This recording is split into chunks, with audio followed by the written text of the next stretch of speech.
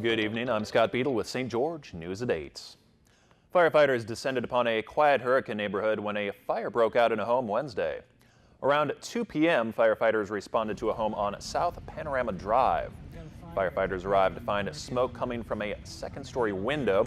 As they entered the home, they found heavy smoke throughout that residence.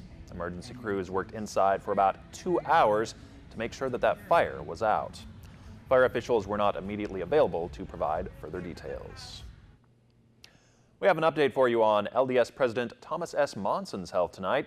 He was released from the hospital last night. A Church of the Latter-day Saints spokesperson says Monson planned to resume his normal schedule and duties today. The 89-year-old president of the church was hospitalized Monday evening, was given treatment and fluids after not feeling well. His hospitalization came a day after the church's recent general conference.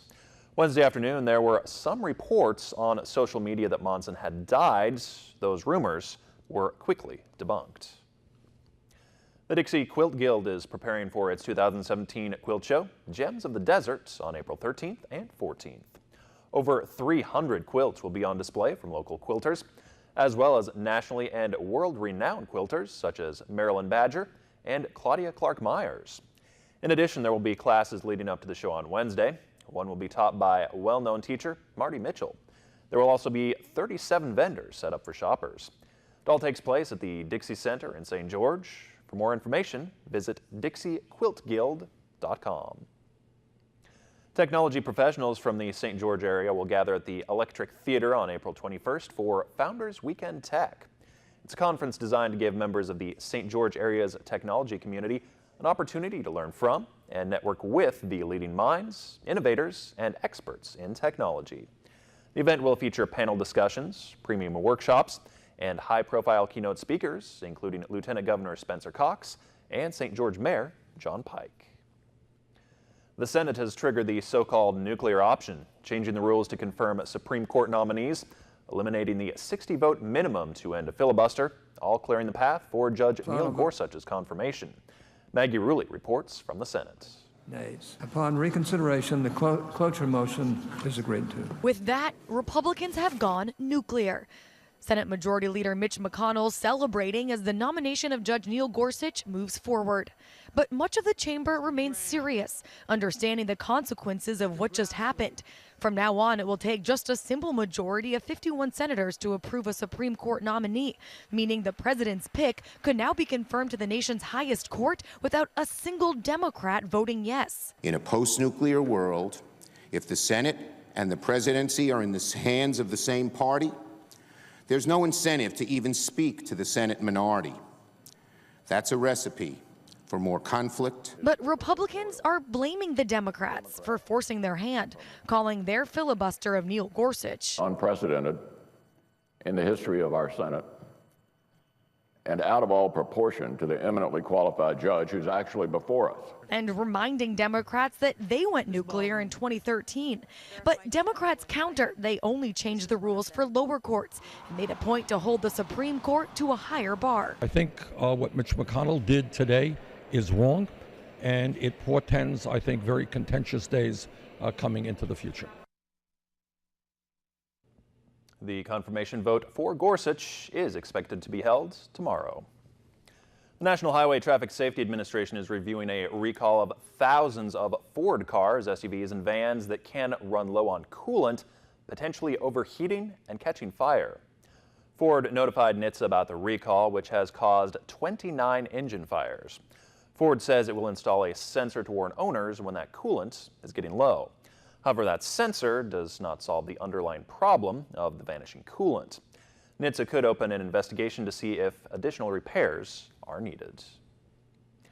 Chief Meteorologist Chris Summers has your Southern Utah forecast right after this.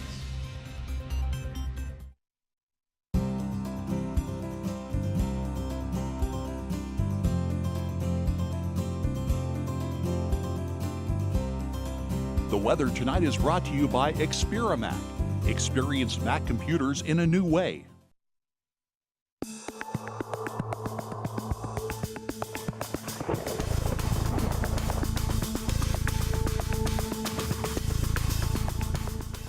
And And welcome back, everyone. A good Thursday evening to you. Definitely got some warm weather out there today. Temperatures into the upper 70s to low 80s across much of southern Utah here. Did even see temperatures around Cedar City very close to 70 late this afternoon. Now, this warm weather is going to continue as we get to your Friday, but clouds are going to increase as our next system gets a little bit closer to our area. Along with that increase in clouds, also the winds are going to pick up too. So a wind advisory will go into effect for parts of the area for about 10 o'clock tomorrow morning into 10 o'clock tomorrow night, as the winds will be about 20 to 25 miles per hour, but could see gusts as high as 30 or 35 in some areas. So we'll definitely be a little more windier out there as we head into our Friday afternoon. Now for your Saturday then, the few scattered showers do move into the region.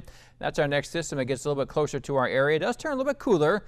Not looking like 80s in the forecast, unfortunately, for at least 1 or 2 days as we get to the weekend, and then mostly sunny skies as we get to a little bit cooler once again by Sunday. And some of those cooler temperatures will last early next week, but do see some warmer temperatures returning by the middle part of next week. Here's your surface map for your Friday. Again, seeing the very warm weather still around a good portion of southern Utah here. You can see the warm weather through Arizona, New Mexico, even Colorado, and much of Utah too. But also seeing some green on the map indicating that next weather system that could bring some showers and thunderstorms into our area for the weekend. Also going to pick those winds up too. And so those winds will be very gusty throughout the day on Friday as that next system gets more organized to our west through parts of California. And as it gets on shore and then actually moves into parts of southern Utah on Friday and Saturday, that's when we'll see that better chance of rain moving in here. But definitely going to have some warm temperatures around as we end our work week, but the cooler weather returns for Saturday and Sunday. Here's a look at our Cedar City forecast for your Friday. 47 degrees to start today, mostly cloudy skies. By the time we get to noon, then still mostly cloudy. And keeping the clouds around as we head into the afternoon hours, highs reaching about 67, but look at those winds, south-southwest at about 20 to 25 miles per hour, but could see gusts even higher than that throughout the day. Also taking a look at our forecast in for southern Utah and St. George, 55 degrees to start the day. Around 7 o'clock in the morning, mostly cloudy skies. Keeping the clouds around through much of the day, maybe a peak of sun from time to time. High temperatures getting close to 80 in the afternoon, but again, southwest winds could be gusting as high as 20 to 25 miles per hour throughout the day. It was a beautiful day out there today, temperature-wise. Again, seeing upper 60s to low 70s around Cedar City, but then even got southern Utah seeing temperatures into the 80s, even as warm as 82 degrees. The high temperature here in St. George, 80 degrees up in Hurricane, 69 the high in Cedar City. And then Nevada looking very warm too, 86 degrees the high in Vegas and 85 degrees the high in Mesquite. For tonight though, back into the 40s in Cedar City, otherwise low to mid 50s with mainly clear skies out there, maybe a few more clouds moving through, and winds south-southeast about 10 to 15 miles per hour. For Friday, again about the same as today, temperatures upper 60s around Cedar City, upper 70s to low to mid 80s in much of southern Utah. But again, those winds will pick up out of the southwest as high as 20 to 25 miles per hour, and that wind advisory goes in effect for some areas from about 10 o'clock tomorrow morning through 10 o'clock tomorrow evening. Here's your 7-day forecast for Cedar City. Here comes that rain on Saturday. 58 degrees the high in Cedar City, 51 on Sunday, so some cooler weather for the weekend. As we get to early next week, then some warmer weather does return back into the mid-60s or so around Cedar City. And here's that 7-day forecast for southern Utah and St. George. Temperatures once again close to 80 on Friday with the windy conditions, but here comes some rain on Saturday, and then a little bit cooler weather moves in on Sunday, highs in the 60s in St. George, and then back into the low to mid 70s by early next week with another chance of rain late next week. So enjoy the weather on Friday. Going to be a little windy, but definitely going to see some warm temperatures once again before slightly cooler temperatures arrive over the weekend. Okay, a little good, a little rain. Yeah, a little rain. A little everything. We could use a little rain, that's for sure. We're going to see true. a little bit on Saturday, but Sunday will be okay. Just going to be a little cooler than what we've been seeing here lately, but it's definitely seeing the rain get out of here pretty early in the day on Sunday. All right, thanks, Chris. Up next, the latest craze sweeping Scandinavia shows these athletes aren't just horsing around. The video's next on St. George News at 8.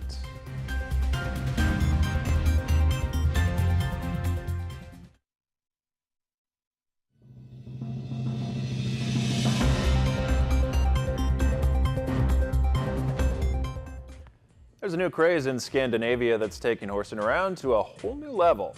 It's called hobby horsing. About 10,000 athletes in Finland are getting ready to take part in a national competition this month. Riders try to impress judges with their equestrian skills, including style, posture, and show jumping. Now there's even a new documentary called Hobby Horse Revolution. It shows how riders decorate their hobby horses, name them, and even drape blankets over them at night. That is taking it to a whole different level. Gotta kind of tuck them in a little bit, I guess. Keep them warm. And they got to go everywhere you go to. I noticed too, they're out in the street, middle of the street. And Oh, yeah. Up All and over. down. Yeah, all over, that's for sure. Well, thanks for watching. Hope you have a great night.